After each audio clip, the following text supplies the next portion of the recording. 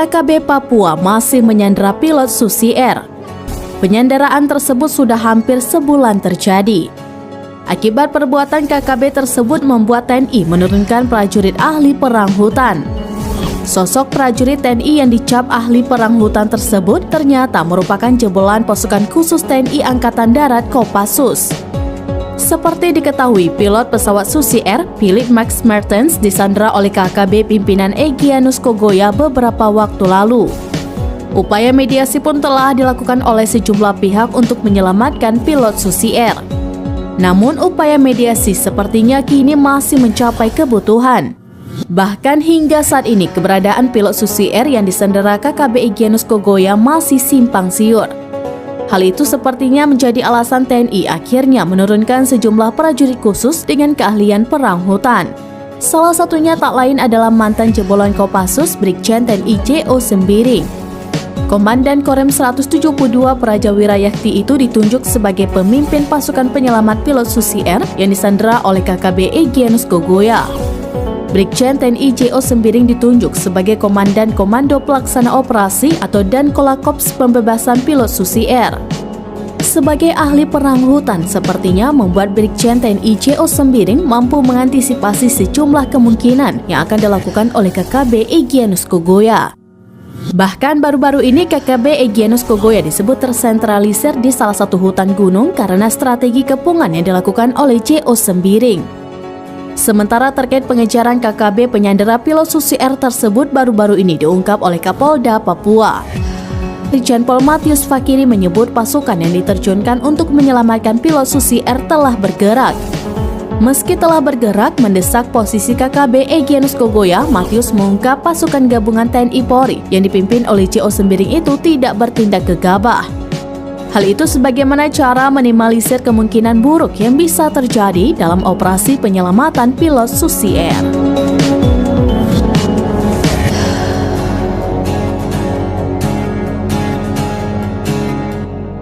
Kelompok kriminal bersenjata atau KKB yang berada di wilayah Kabupaten Yahukimo, Papua Pegunungan menebar ancaman akan menyerang warga non-Papua. Berikut informasi selengkapnya untuk Anda. Ini boleh kau bikin berarti saya akan masuk ke kota.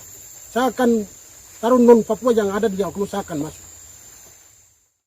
Penanggung jawab Tentara Pembebasan Nasional Papua Barat atau TPNPB Kodam 17 Yahukimo, Elkius Kobak mengatakan aksi penyerangan tersebut akan dilakukan apabila TNI Polri masih melakukan penyisiran.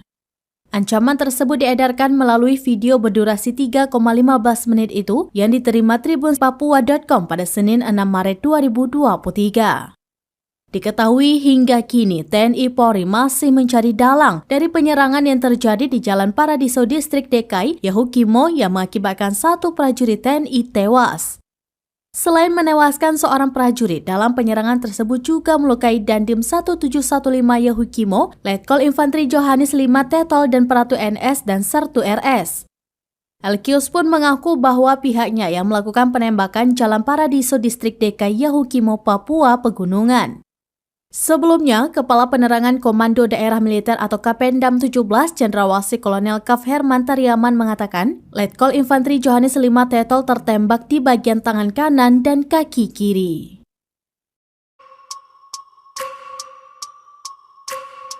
Ini Polri datang silakan lawan dengan kita. Jangan penyisiran ke masyarakat. Ini Polri kau bikin berarti saya akan masuk ke kota. Saya akan taruh non-Papua yang ada di Yahukimo, saya akan masuk. Dan dari situ, sekarang bampol orang Papua yang jadi intelijen, TNI Polri yang pasang, stop. Itu penilai sikap. Ketahuan berarti saya akan tembak orang itu. Orang Papua yang jadi mata-mata itu stop. Itu perintah. Oh jangan macam-macam jadi budak. Lakukan adalah dari kami, perintah dari kami, yang sementara ini di lapangan 3 batalion, dan komandan lapangan yang sekarang Oni Sobolim, Joshua Sobolim, Kopitiwa Heluka, dan tiga batalion saja sekarang sudah kami mau perang.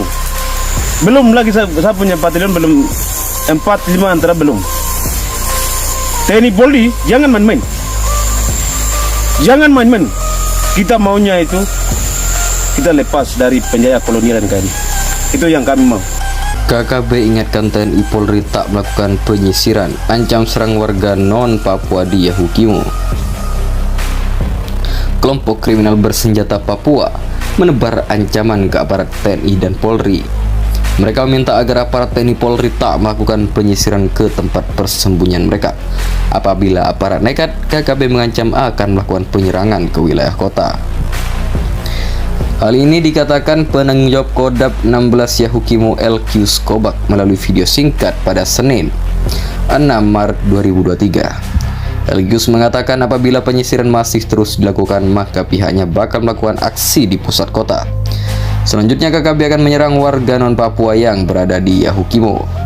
Saya akan masuk ke kota dan serang orang non-Papua yang ada di Yahukimo, tegasnya. Komandan Operasi Umum Kodap 16 Yahukimo, Koni Sobolim, juga turut memberi peringatan. Dikatakan Koni saat ini ada 3 batalion yang sedang beroperasi di daerah tersebut. Ketiga batalion itu dipimpin oleh dirinya Yosua Subolim dan Kapitua Heluka. Dirinya tegas menyatakan perang dan ingin melepaskan diri dari Indonesia. Koni lantas memperingatkan aparat TNI Polri agar tidak bermain-main. Kami mau perang dan lepas dari NKRI, jadi TNI Polri jangan main-main, ujarnya. Diketahui Tentara Pembebasan Nasional Papua Barat pimpinan Elkius melakukan kontak tembak dengan aparat pada Rabu, tanggal 1-3 Maret. Akibatnya seorang prajurit TNI meninggal dan 3 orang lainnya mengalami luka-luka. Komandan Kodim 1715 Yahukimo Letkol Infanteri Johannes Victorianus dikabarkan ikut tertembak saat kontak senjata antara aparat dengan kelompok kriminal bersenjata di Yahukimo, Papua, Rabu.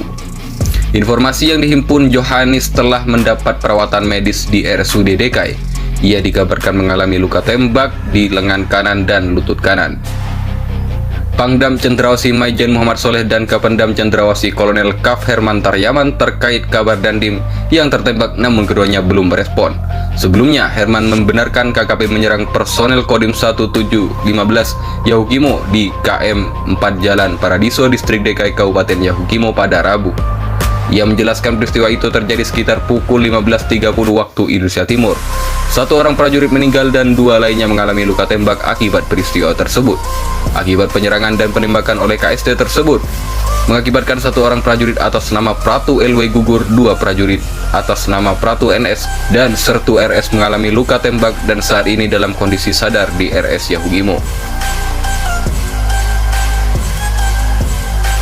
Harusnya pasukan TNI Angkatan Darat memang dibentuk pasukan khusus yang latihannya khusus gitu kan, bergerak untuk daerah-daerah khusus. Contoh, bagaimana daerah-daerah Papua itu misalnya di pegunungan salju, mereka bergerak dengan cara operasi pegunungan salju.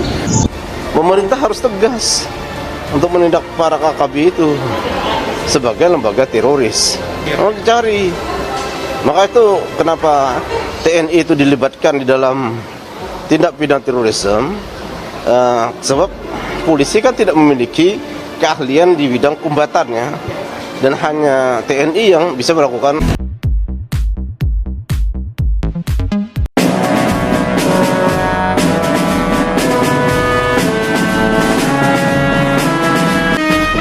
Genap 1 bulan Kapten Pilot Susi Air menjadi sandera Egyanus Kogoya. Keberadaannya masih menjadi misteri. Meskipun keberadaan Egyanus Kogoya sendiri sudah terpantau aparat keamanan TNI Polri, namun tak terlihat Kapten Pilot Philip Max Martin bersamanya. Hal ini berdasarkan keterangan beberapa orang saksi yang memberikan keterangan pada polisi. Pilot Susi Air Kapten Philip Max Martin, 37 tahun, tidak terlihat bersama dengan Egyanus Kogoya saat kelompok KKB tersebut berulah di distrik Kuyawagi, Kabupaten Lanijaya, Papua Pegunungan. Hingga kini keberadaan Kapten Philip belum diketahui. Kapolres Lanijaya AKBP Umar Nasatekai menjelaskan, aparat keamanan yang sudah sempat masuk ke Kuyawagi telah berhasil mengambil keterangan dari beberapa saksi mata. Saksi mata, kata dia, mengaku melihat Egyanus serta kelompoknya datang dan berulah di wilayah tersebut. Namun para saksi mata tidak melihat keberadaan Kapten Philip yang secara fisik mudah dikenali karena menjadi satu-satunya warga asing di antara kelompok Egyanus. Tidak ada dari hasil keterangan saksi, tidak terlihat di situ, ujarnya saat dihubungi melalui telepon. Kepala Operasi Damai Karten 2023, Kombes Faisal Ramadhani menjelaskan mengenai jejak Egyanus Kogoya dan kelompoknya di distrik Kuyawagi. Menurut Faisal, Egyanus saat itu berada di kampung Pimbinom dan melakukan aksi pembunuhan terhadap seorang anak kecil berusia 8 tahun yang merupakan anak dari kepala kampung setempat. Aksi ini dilakukan Egyanus Kogoya karena geram kepada sang kepala kampung karena tidak mau memberi bahan makanan yang dimintanya. Ada saksi yang kita ambil keterangannya walaupun ada beberapa kendala, yakni bahasa. Kita coba jembatani bahwa yang melakukan pembunuhan tersebut adalah Egyanus Kogoya dan yang menembak adalah Egyanus Kogoya sendiri, kata Faisal. Dan sebelumnya personel Polres Lanijaya menyita 8 unit handy talkie yang diduga akan dikirim kepada KKB Papua pimpinan Egyanus Kogoya yang sempat berada di distrik Kuyawagi, Lanijaya, Papua pada Jumat 3 Maret 2023. Aparat Polres Lanijaya menyita 8 unit handy talkie di distrik Tiom, Kabupaten Lanijaya, Papua Pegunungan. Polisi menduga 8 unit HT akan diberikan kepada KKB Papua pimpinan Egyanus Kogoya setelah kelompok itu melarikan diri usai membakar pesawat Susi Air di distrik Paru, Kabupaten Duga. Diperkirakan akan dibawa ke dalam ke kelompok Egyanus, kata Kapolres Lanijaya AKBP Umar Nasatekai saat dihubungi melalui sambungan telepon.